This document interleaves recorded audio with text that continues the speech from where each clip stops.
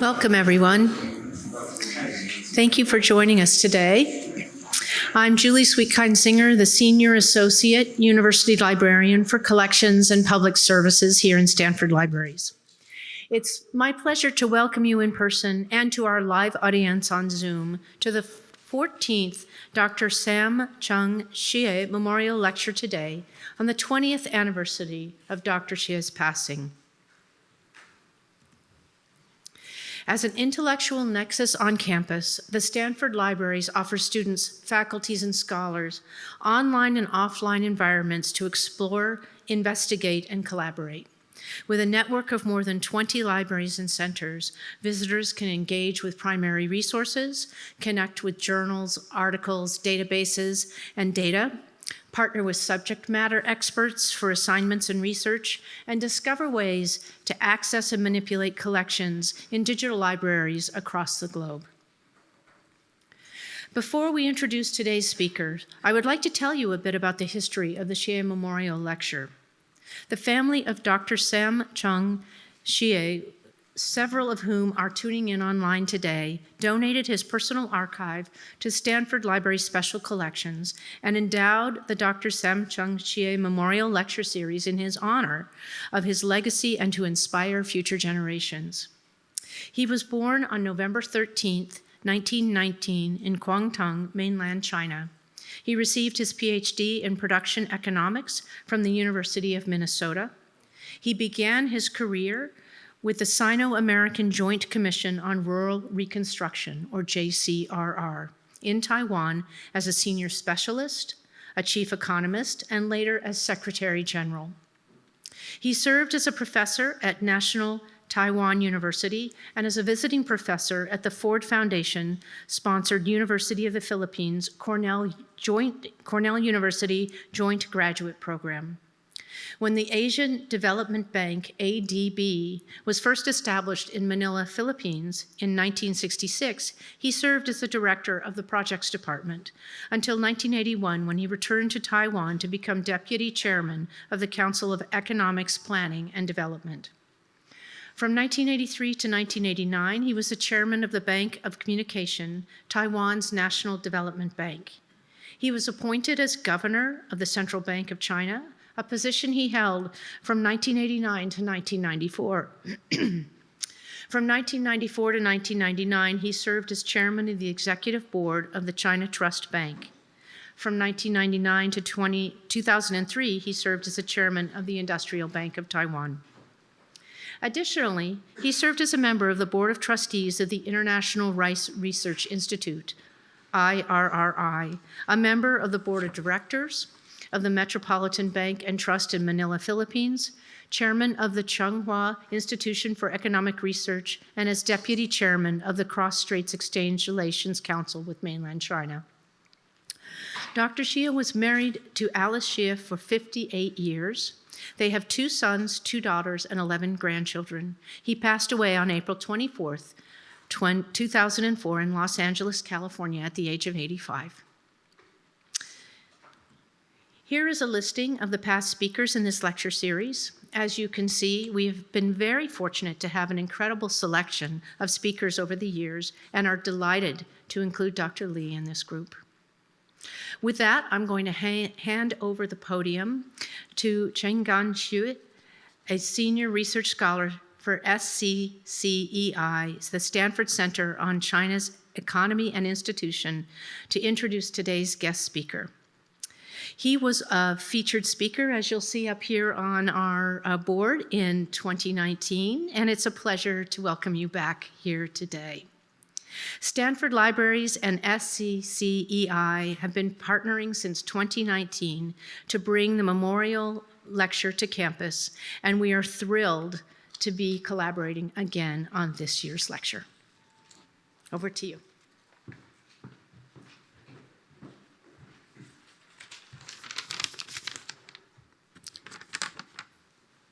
Welcome, Dr. Bo Li, back to Stanford.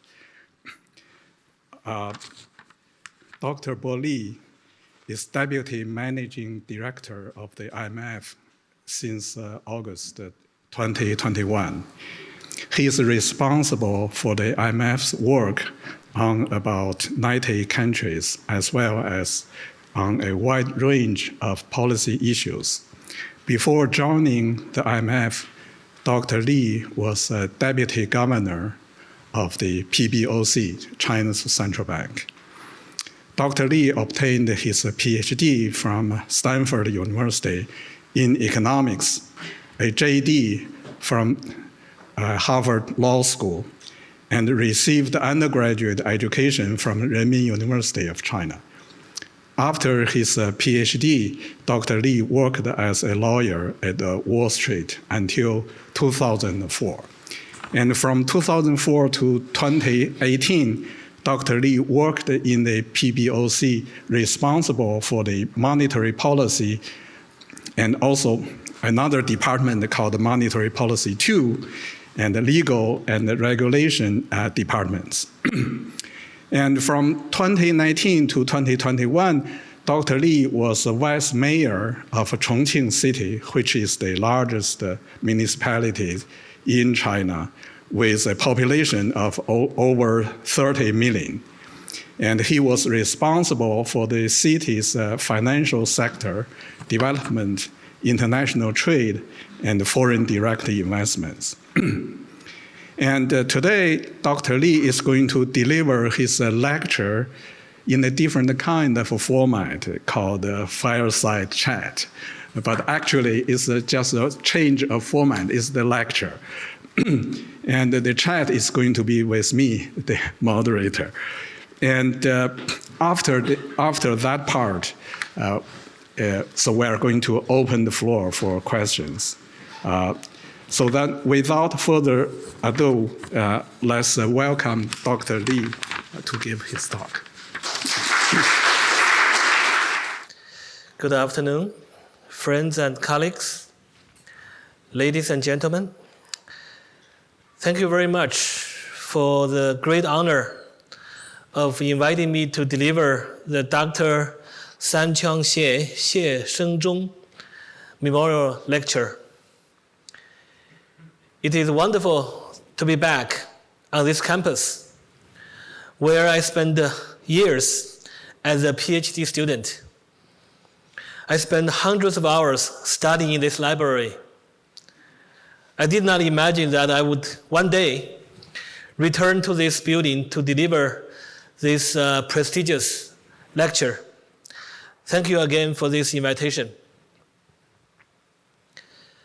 It is also very special for me to return to my alma mater, to see many of my teachers, classmates, and friends in the audience, and to report to you on a subject matter that I care deeply and I'm working hard on.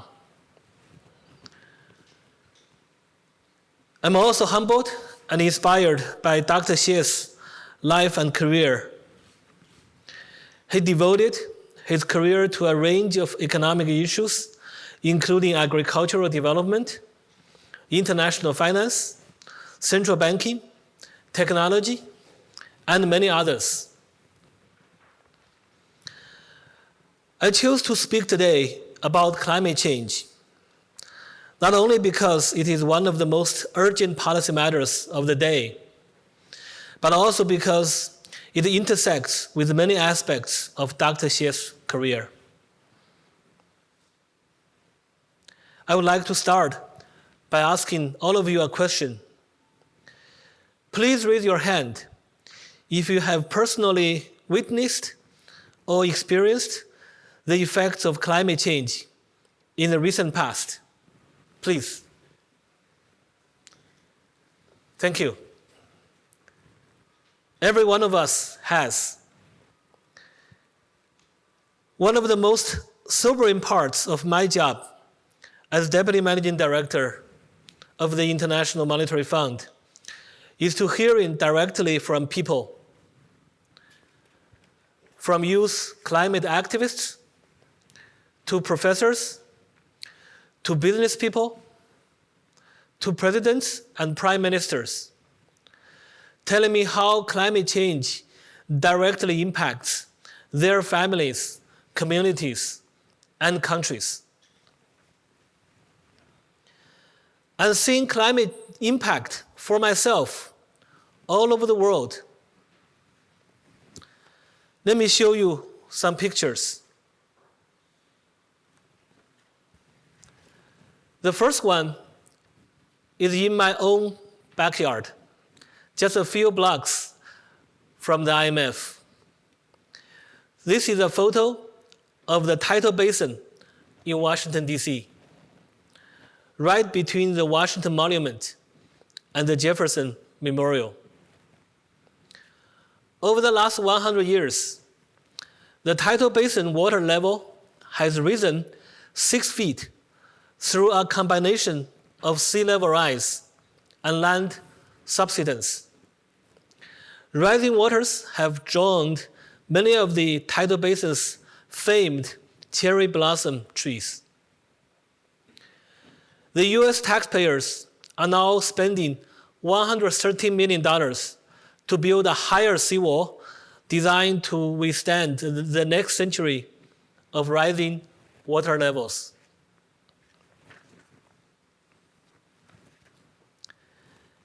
In February, I traveled to Fiji to convene finance ministers and central bank governors from the Pacific Island countries. We discussed challenges and opportunities for low-cost financing to address the urgent impacts of climate change. As you may know, island countries like Fiji face the most existential threats from climate change. I had the opportunity to visit a village that faces the very real possibility of being wiped off the map by the rising ocean. The village chief showed me a seawall where I was standing in the photo that the community built to preserve their economy, culture, and way of life. The seawall is literally the only thing that protects their community from total destruction. I walked away from that experience even more energized to do everything that I can to fight climate change. Climate change is a major threat to global economic stability, growth, and jobs, not to mention lives and health. Take 2 examples. First, a major study published just last week in the journal Nature finds that climate change could cut average global income by 19% over the next 26 years, independent of future emission choices. And second, just 2 days ago, the United Nations International Labour Organization said that climate change is already having a profound impact on the safety and health of workers all over the world. The ILO estimates that more than 2.4 billion workers, 70% of the global workforce, are likely to be exposed to excessive heat at some point during their work. While I cannot verify the underlying analysis in these 2 studies, it seems clear that the cost of inaction will be order of magnitude higher than the cost of action. And climate change is rapidly worsening. Take Antarctica, for example, which has kept Earth cooler than it would otherwise be and has begun warming at twice the global average. Soon, melting ice from Antarctica and Greenland will become the biggest driver of sea level rise. Unfortunately, we are behind and not nearly ambitious enough to avert the worst effects of the climate crisis, unless we rapidly change course. To keep global warming to 1.5 degrees to 2 degrees Celsius and reach net zero carbon emissions by 2050, we need to slash our collective greenhouse gas emissions by between 25% to 50% by 2030, relative to 2019 levels. Adding up all countries' nationally determined contributions, however, would reduce emissions only by 11% by the end of this decade, less than half of what is needed. If you look at the graph on the right of this slide, the ambition gap, you can see there is a huge ambition gap. That's the difference between nationally determined contribution as announced by each country versus 1.5 degree trajectory that is required if we want to deliver net zero by 2050. To make matters worse, based on current policies, we would fall short even of this inadequate target of 11%. That is why today I would like to talk about 3 steps that the world should immediately take to help mitigate the worst impacts of the climate crisis. First, all countries must target more ambitious cuts to greenhouse gas emissions, particularly their near-term goals. But promises are not enough. We need concrete policies that will deliver on these goals. The ideal policy package would be centered on a robust carbon price, rising to a global average of at least $85 per ton by 2030. And what is our level now? If you look at the graph again on the right, the average global carbon price right now is around $20. So we have 6 years to reach 85. I know that carbon pricing is a difficult ask in many countries. Nevertheless, it is absolutely essential and would enormously benefit a country in the long run. And there is more than one way to raise the price of carbon, such as a carbon tax, an emissions trading system, or a command and control regulatory approach. Countries can design and implement policies and schemes to increase the explicit or implicit or shadow carbon price according to their respective national circumstances. For example, some countries may prefer to use performance standards and fee-based, which forego revenues but limit impact on energy prices. But a just transition is also important. Carbon pricing in the form of carbon taxation or emissions trading with quota auction would generate more than enough revenue to support vulnerable groups who are most affected by the green transition.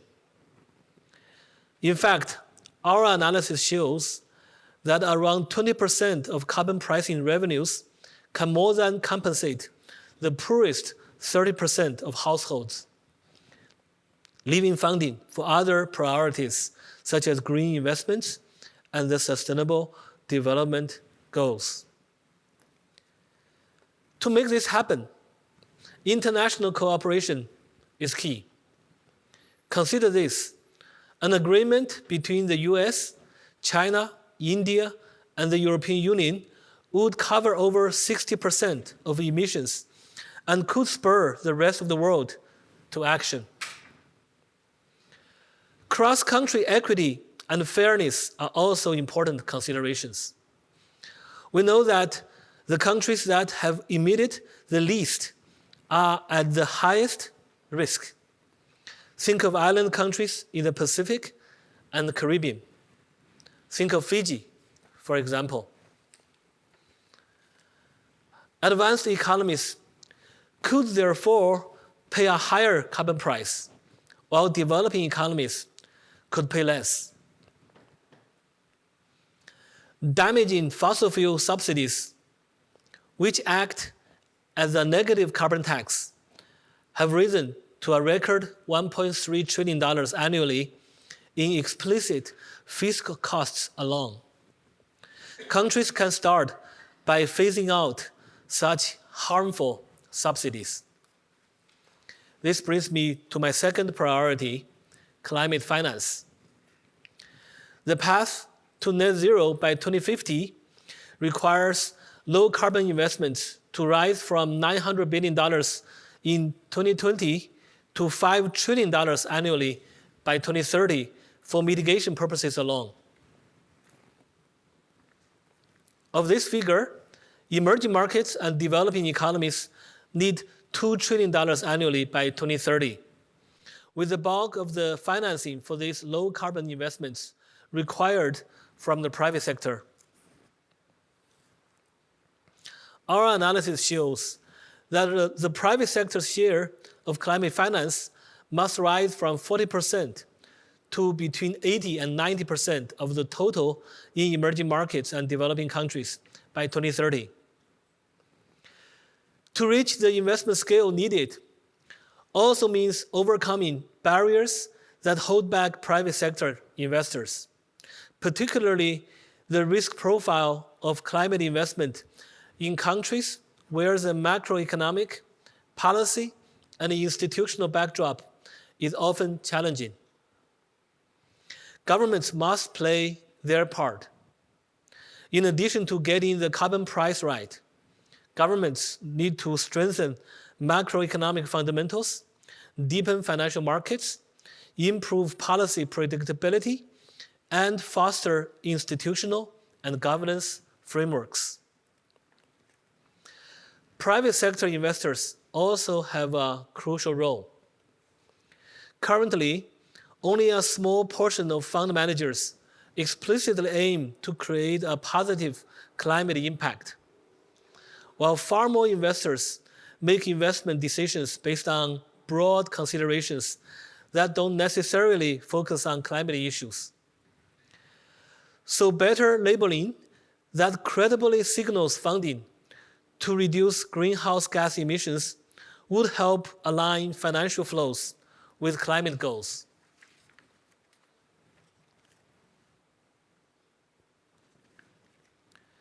And the international community must also step up. Advanced economies have finally met the target of providing $100 billion a year in climate finance to emerging markets and developing countries. And that target was finally reached last year, 3 years after the promised time. This is welcome news, but it is overdue and far from being adequate. The task now is to set and reach new, higher climate finance targets to support emerging markets and developing countries. The third and final priority is technological innovation and diffusion. Green innovation is not only good for containing climate change, but also for stimulating economic growth. Countries should therefore adopt a well-designed fiscal and financial policy mix that supports green innovation. Making no-carbon technologies cheaper and more widely available is crucial to reducing harmful emissions. But promising technologies are not spreading fast enough to low-income countries. Advanced economies have an important responsibility to share the technology so that developing countries can more quickly reduce their emissions. In recent years, we have seen some promising green technologies in the US, Europe, China, and other advanced economies. And the cost of utilizing some of these technologies have decreased dramatically. We need more technologies like this. And we need such technology to spread to emerging markets and developing countries quickly through trade, investments, and technology transfer. Let me make a brief comment on the costs of climate transition. As the world confronts one of the weakest 5-year growth outlook in more than 3 decades, the dual benefits of green innovation, which includes containing climate change and stimulating growth, are particularly appealing. IMF analysis shows that if the right measures are implemented now and phased in gradually, the near-term transition costs will be small. Slowing global economic growth between 0.15 to 0.25 percentage point annually. But delaying action now and counting on a rapid transition later will be much costlier. If action is delayed by 5 years, output would have to drop by 1.5% over 4 years to get inflation back to target. And also, as I just highlighted in some recent studies, the cost of inaction, 19% of GDP over 26 years, will be order of magnitude larger. No country or institution can tackle the climate change alone. Global threats like climate change demand global cooperation. We all must do our part, the IMF included. In a shock-prone world, it is vital to build economic resilience, which means we have to fight against protectionism and further fragmentation.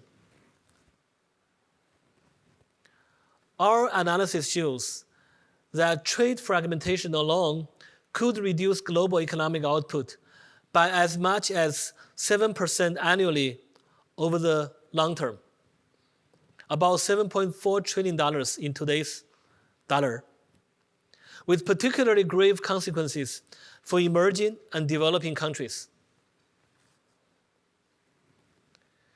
Fragmentation would also set back the fight against climate change. In commodities markets, trade disruptions in critical minerals could lower investments in renewable energy and electric vehicles by as much as 30% by 2030, impeding the shift to green transport.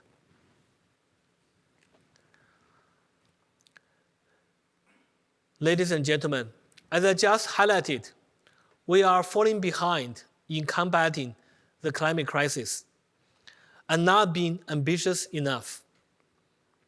That's why international cooperation is more important than ever.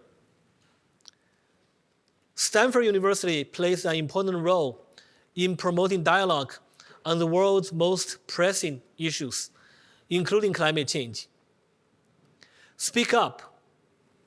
Hold our leaders accountable. Help us make more meaningful progress on this climate crisis. Thank you again for the honor of returning to my alma mater and delivering this lecture. I look forward to my fireside chat with Professor Xu Chenggang and then taking questions from the audience. Thank you very much. Right. So you have made the case for the seriousness of the issue and policy suggestions in general. So maybe you can talk a bit more about how the IMF is going to address the issue.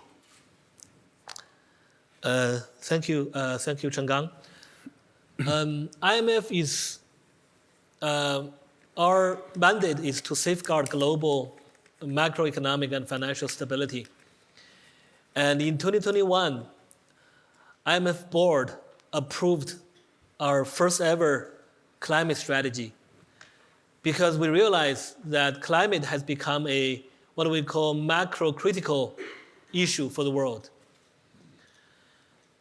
And in the last several years, we have been implementing that strategy. And we have incorporated climate change into every aspect of our operation. And we have mainly 3 lines of business. Our first line is what we call surveillance and policy advice. So we do annual checkup of each country. It's a macroeconomic and financial checkup. And during our annual checkup of the countries, we start to cover climate mitigation and climate adaptation policies.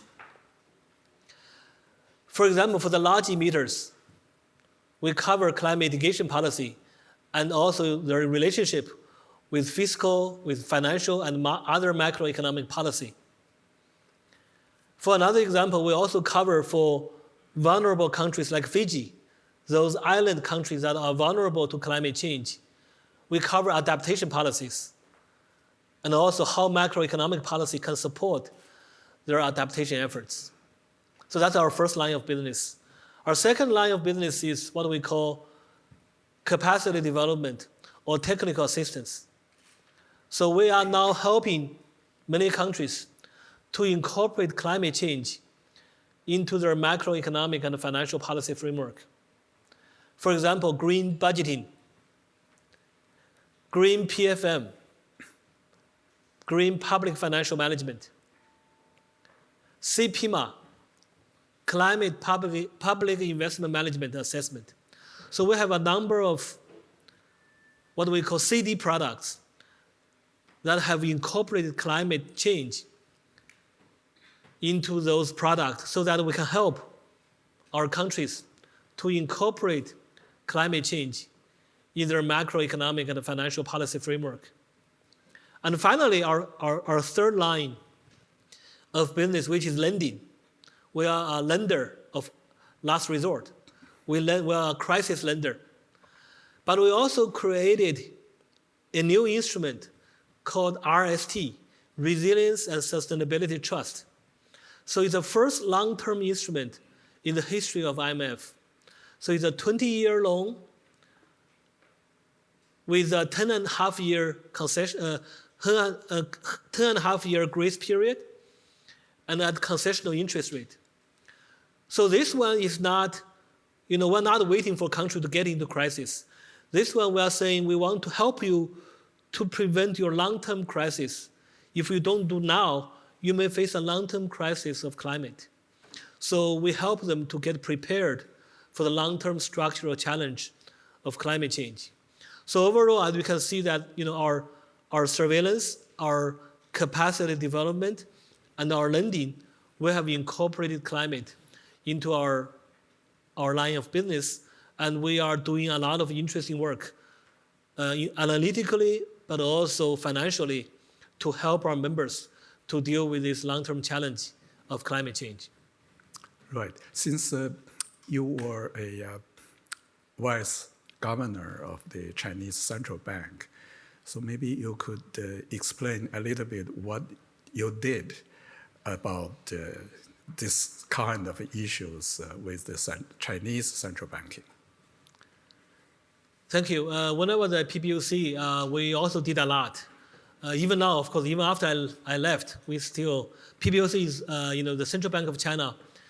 They have been doing a lot on the what we call green finance and also climate finance. PBOC was a founding member of the NGFS. NGFS is a coalition of central banks and financial regulators among the many countries of the world. It's called Network for Greening Financial System. And that NGFS has done many, many important work in the last 10 years to try to help financial sector to both in terms of managing climate risk, but also supporting a green transition. Another thing we did at PBOC was to introduce what we call green finance assessment. So PBOC introduced a matrix of measures to try to assess financial institutions in terms of their performance in green finance. And that is a very powerful incentive for financial institutions to invest in green finance to invest in their capacity, to invest in their products, to try to support green growth and green transition.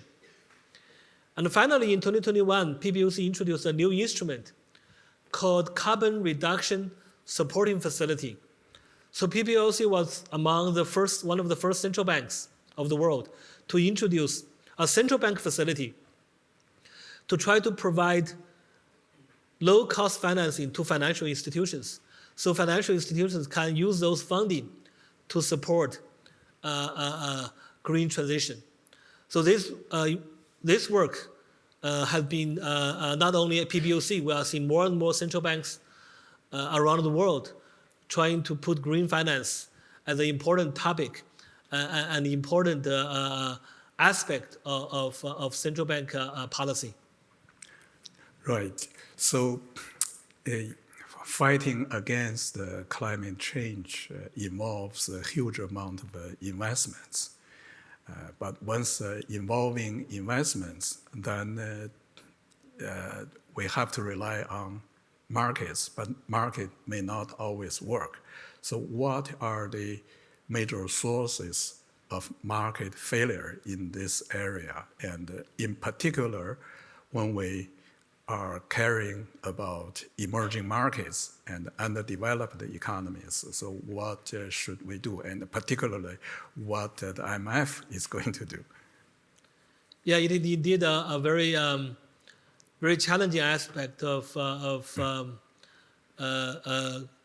green transition, which is how to encourage private sector to invest more in climate mitigation and climate adaptation. And as you said, Chenggang, there are market failures.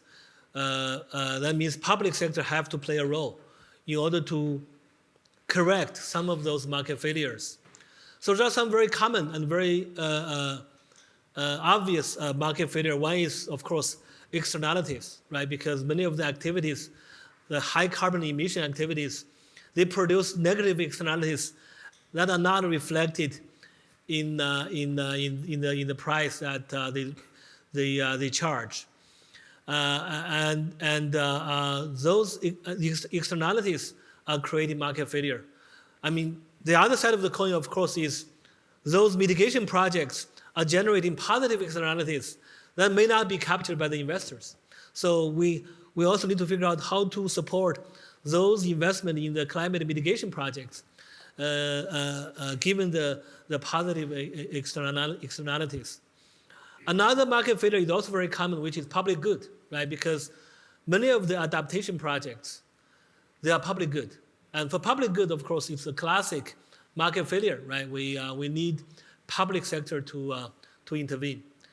Another form of market failure is information asymmetry, right? Because a lot of climate projects, there is issue of adverse selection and moral hazard, and how can we, how can public sector support information disclosure to promote symmetry of information? That's also a challenge. Another example of market failure would be capital market failure. If you look at capital market imperfections, we see a inadequate development of equity market in many countries, including countries like China. There is not enough equity in the market. There is too much debt in many emerging market and developing countries. So why is that? There are different arguments, but there is some capital market imperfection in many countries that we don't have enough equity investment, and there is already too much debt, and there is a limit on how much more developing countries can take on in their debt, and we need more equity, basically. And one more example of market failure is, imperfect hedging market, right? For example, when you go to developing countries and emerging markets, they always say, investor will say, oh, their FX risk is too high. FX risk is a big headache for many developing countries and emerging markets. And investors couldn't find a market to hedge their FX risk when they invest in the emerging market and developing countries. So there is an incomplete hedging market in many countries. And there is also, in addition to market failure, there is also government failure as well, right? Because if you go to emerging market and developing countries, you see policy uncertainty, lack of policy clarity in many developing countries. And that is a government failure. But because of those government failure, it also creates a lot of uncertainty for investors, for private investors to get in. So a lot of challenges in emerging market and developing countries when we talk about climate investment. So how can public sector help, including the international public sector like IMF and World Bank? We are international public institution, right? So we need to work on this failure, working with national governments, working with MDB, Multilateral Development Bank, working with other international public sector, and also DFI, to figure out how to help developing countries and emerging market to improve their investment environment, and also to deal with some of this market failure. For example, externalities, right? If you have a carbon pricing scheme, you can help at least alleviate this externality challenge. For another example, public goods, right? For public goods, we need government to invest in public goods. Of course, there is very little fiscal space among developing countries. So how can we help them, helping developing countries to invest more in their adaptation front? And there are many ways to innovate. For example, in Barbados, right, they are building a seawall. And of course, the government doesn't have the money to do it. So the one way to do this is that World Bank is helping the government of Barbados to design an adaptation project that can charge a fee to the resorts along the sea line, right? Because the resorts, they benefit from this seawall. So they're going to charge an annual fee from the resorts along the sea line. So that's one way to generate a stable revenue for adaptation projects, because again, the government doesn't have the money. We need the investor, but the investor needs a stable revenue, stable income, right? So in order to generate investment from private sector. So that's one example of project engineering to generate private investment. For another example, in terms of information asymmetry, there are a lot of international efforts now in terms of data, disclosure, taxonomies on climate finance. And NGFS, I mentioned before, the Network for Greening Financial System, they are doing a lot of work on that front to try to promote more data and more disclosure, and also consistent set of taxonomy. For capital market imperfection, sometimes public sector has to come up with equity. When we talk about in the emerging market and developing countries, we talk about blended finance. When we blend, how to blend finance? Public sector has to sometimes take the first loss if we want to crowd in private capital. Providing equity capital is one way to take the first loss. Of course, you can also provide guarantee. And there are also international organizations like MIGA, right, under World Bank.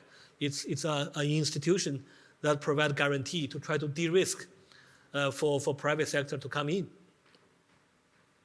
Including on the FX front, right now international institutions are very much focused on this issue, how to help private investors to hedge their FX risk. So there are many things we can do and we are doing. And finally, in terms of policy uncertainty and policy clarity, IMF and World Bank and other MDBs, we do a lot of policy lending. So the purpose of policy lending is to help developing countries and emerging markets to promote policy reform so that they can have a sound policy framework for macroeconomics, but also for climate, and also to provide more policy clarity to the market so that, again, that will reduce the kind of uncertainty and risk that private investors face. So as you can see, this is a system. We need to build an ecosystem for emerging market and developing countries, and we are working hard on that right now. Right. Supposedly, a major task of the IMF is to maintain the stability of the global financial system. So in this aspect, so what, in your view, what is the greatest risk of the climate change would expose to the global financial stability, and how would that be addressed? Well, I see many risks, but of course, two stands out. One, of course, is natural disaster. We are seeing more and more natural disasters every year. They are creating a lot of physical loss to economy and also to financial sectors' balance sheets. So that's a direct, what we call physical risk for financial institutions. And that is huge, and it's getting bigger every year. And the second risk, what we call is a transition risk, because many of the assets on the balance sheet of financial institutions, they may become worthless when we start to move to renewable, and a lot of brown assets may become worthless, and that could also again create a bigger financial risk to the economy and also to the balance sheet of financial institutions. So the global community, central banks, financial regulators, the Basel Committee in Basel, and NDFS, we are very much focused on both types of risks, the physical risk and the transition risk for financial institutions.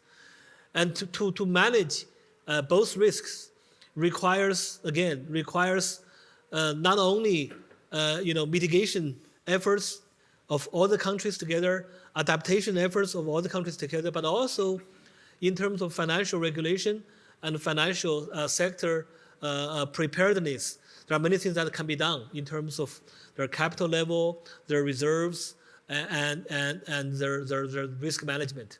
So there are many things that can be done and should be done in the next 10, 20 years to trying to help financial institutions to transition to a much greener future. Right. I guess we are, yeah. I just wondered if you could comment on one issue which is rather immediate, and that is Janet Yellen recently visited China, and of course carbon finance depends to some extent on healthy capital markets. The question I have is, they talked about stress testing the banks in the US and China. What do you expect might come of that? Indeed, many countries are now using stress testing as one part of resilience building for financial institutions. And climate risk, of course, is a major long-term risk for banks and other financial institutions. So IMF, working with our partners like Basel Committee on Banking Supervision, we have been developing what we call climate stress testing for countries, and we are already doing that for several countries already. And of course, for US and China, those big countries, they do not need IMF help. They have their own capability to do it. I believe in the next several years, we're going to see many countries, both large countries like US and China, but also smaller countries like some of my island countries.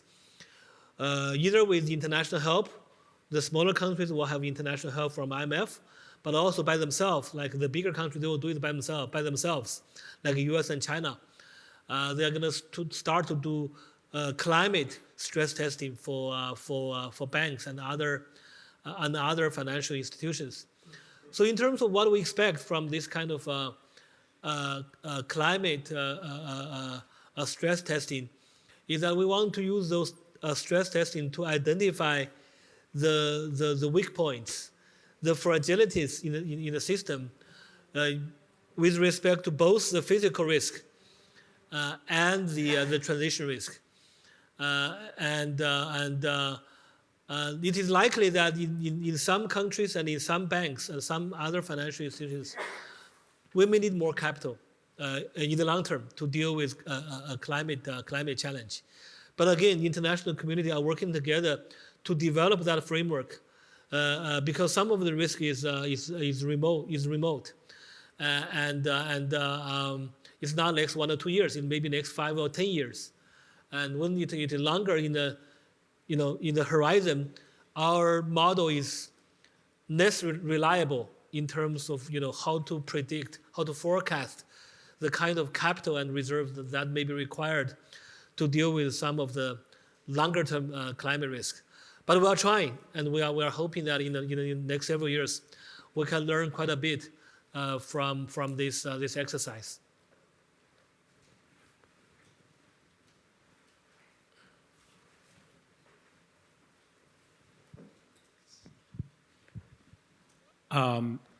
So one of the drivers of the costly fragmentation that you put up on one of your slides is strategic competition between the US and China. From your perch at the IMF, how do you assess the likelihood of some sort of deal or bargain between the US and China that is robust enough to withstand the other tense aspects of the relationship? Well, I'm not a politician, so I cannot comment on the political side. But from the economic side, of course, there is much to gain for the two countries to come together on climate and other challenging issues.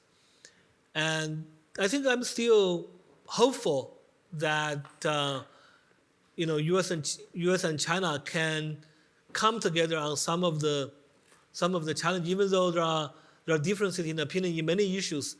But challenges like climate, challenges like debt, the debt of developing countries, these issues are what I call common challenges of humankind, and no country can solve this issue alone, and we have to work together. And the good news, of course, is that we still see multilateralism work in many institutions and in many instances. For example, at IMF, I told you about this new instrument we have, RST, the Resilience and Sustainability Trust. And what we see is that this RST is contributed by both countries from the West and countries from the East. Both countries from the North and from countries from the South, they are all contributing to this trust. And not only advanced economies, but also some of the large emerging markets like China, they are contributing to this trust. And this trust, again, is a global public good. We are using this trust to support many developing countries and emerging markets in terms of their climate transition. And so far, in the first year, we have approved 18 countries to receive funding from that trust. And that trust has raised, so far, more than $40 billion from, as I said, many countries of the world. So, again, that gives me confidence and hope that on challenges like climate, we can and should come together to solve our common challenges.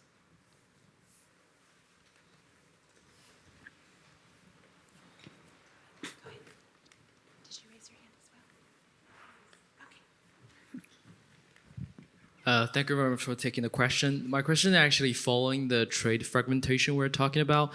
So I think one of the specific aspect, very, very important part is the international trade policy. So as we can see, like Janet Yellen came to China and criticized sort of the solar energy and the EV industry in China, saying it's overproduction. So I'm just thinking about how would you comment on that argument, and how should the international community respond to that kind of I think it's trade protectionism? we are all against trade protectionism, and as I have shown in the slides, if the world fragments into two blocks, if these two blocks do not trade with each other, the cost can be as high as 7% of global GDP every year. So we should do everything we can to prevent that. And in terms of the export, the EV export from China, the solar battery, we did notice that there is a challenge of insufficient domestic demand in China, and that is actually recognized also by the government of China. They are working hard on trying to stimulate more domestic demand, and I think we support our membership, including China, to continue to introduce better policies, continue to reform that can help stimulate more domestic demand. And that is consistent with our advice to many countries, including China. And we think there are many things that can be done by many countries, of course, including China, to support domestic demand and support a strong and resilient economy. But we do think also that trade is needed, and trade is normal. If we are all students of economics, we know trade will be beneficial to the world if each country focuses on what they do with a comparative advantage, right? That's the classic trade theory, and we see trade protectionism happening in the last 5 to 10 years. We see trade protectionism happening in many countries, and that is counterproductive. And we definitely want to fight against that. And we are also doing some work. IMF is working with WTO to try to produce more analytical work in terms of the cost and benefit of trade, and how we can introduce better policy to support not only domestic economy, but also supporting international trade and development. Thank you so much, Dr. Li. I had a question about fragile states that are now experiencing more and more what we call complex crises. You talked about natural disasters. Now we're seeing this complex mix where climate change, drought, seasonal flood is also leading to civil conflicts, forced displacement, cross-border migration. How will the IMF look at supporting states that are experiencing these kinds of complex and sometimes very hard to predict disasters?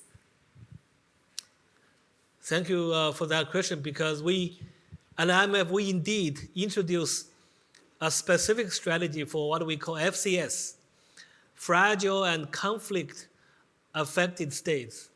So we introduced a specific strategy last year to try to strengthen our support for these countries. As you said, for FCS countries, for fragile and conflict-affected states, their challenges are multifaceted, and we need, international community need to work together to strengthen our support for them.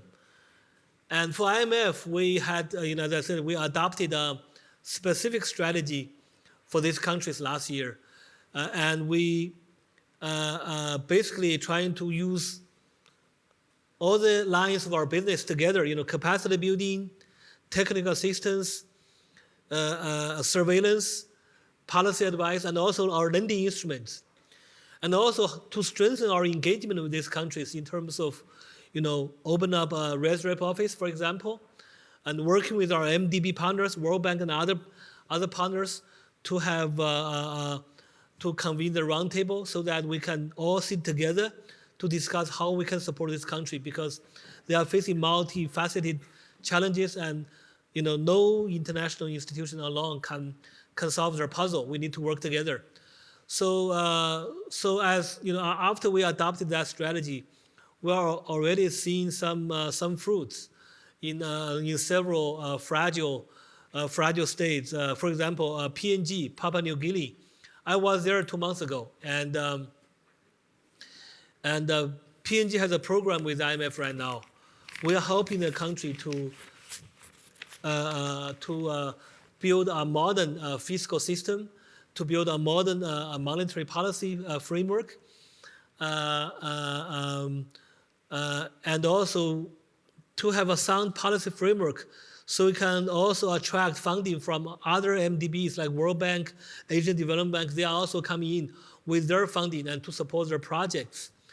And so we see a benevolent cycle forming for countries like PNG. More donors are coming, MDBs are coming, and also many countries are also coming. Australia, US, Japan, China, they are also coming to PNG to support the country. So we are seeing a benevolent cycle formed for these countries, and our strategy of strengthening our FCS engagement is definitely paying off, and we will continue with that. Thank you very much for your comments. I wonder if you could comment on the role of so-called carbon border adjustment mechanisms in the context, particularly of the first part of your talk. And I was struck by the notion of differential pricing of carbon, which of course is the reality today, but it would seem necessary, if you want to have differential pricing, to really have robust carbon border adjustment mechanisms that are also differential. Can you comment about where you think that all would go? Yes, there are a lot of worries and also discussion on CBAM.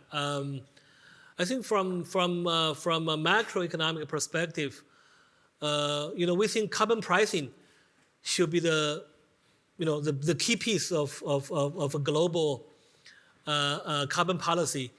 And CBAM was introduced because there was worry, from some countries about carbon leakage, right? The so-called carbon leakage. That means if we have, some countries say, if we have carbon price very high in my country, and if other countries do not have that high carbon price, my companies will move to those low carbon price countries.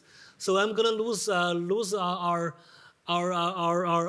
jobs. So that's the worry, the worry of carbon leakage.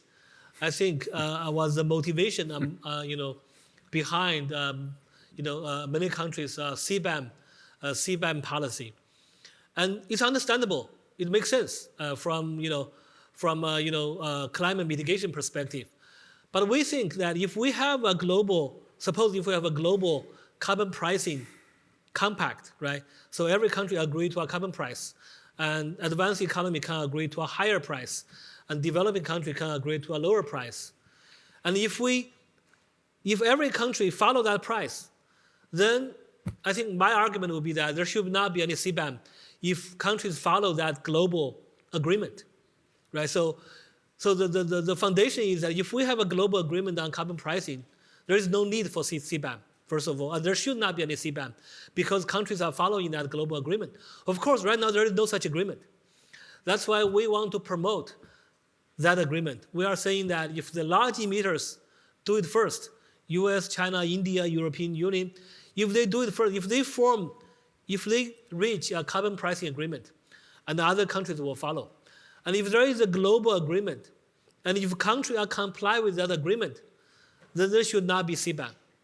And CBAM CBAM can be used if and only if some country is violating that global agreement. So that, to me, to be a reasonable approach, right? If the country is following that global agreement, the CBAM should be zero. But if a country is not following that global agreement, is violating that global agreement, then there is a cause for CBAM. So that, I think, should be the appropriate approach. Of course, for that approach to work, we need to have a global agreement, as I said. So that's why we are trying to promote such a global agreement. And of course, some people are also worried. Why? Because if you have advanced economy with higher carbon price and developing countries paying a lower carbon price in that global agreement, will there still be carbon leakage? There are still people worry about this differential carbon pricing that we are promoting. I think the answer to that is, one part of the answer is that if you look at the industrial structure among, compare the industrial structure between developing countries and developing countries, developing countries generally have a much more, energy-intensive industries in developing countries. And because they are energy-intensive, and even if their carbon price is lower, it does not mean that many industries will move from advanced economy to developing country because the carbon price differential. Because again, the energy intensity of the industry is very different between developing country and developing world. So we did some simulation, and we are not very worried about carbon leakage as long as we have the proper carbon price differential between developed country and developing country. Time is up. Great. Thank you so much. Would you please all join me in thanking Dr. Li and Dr. Xu for talking to us today about the macroeconomics of climate change.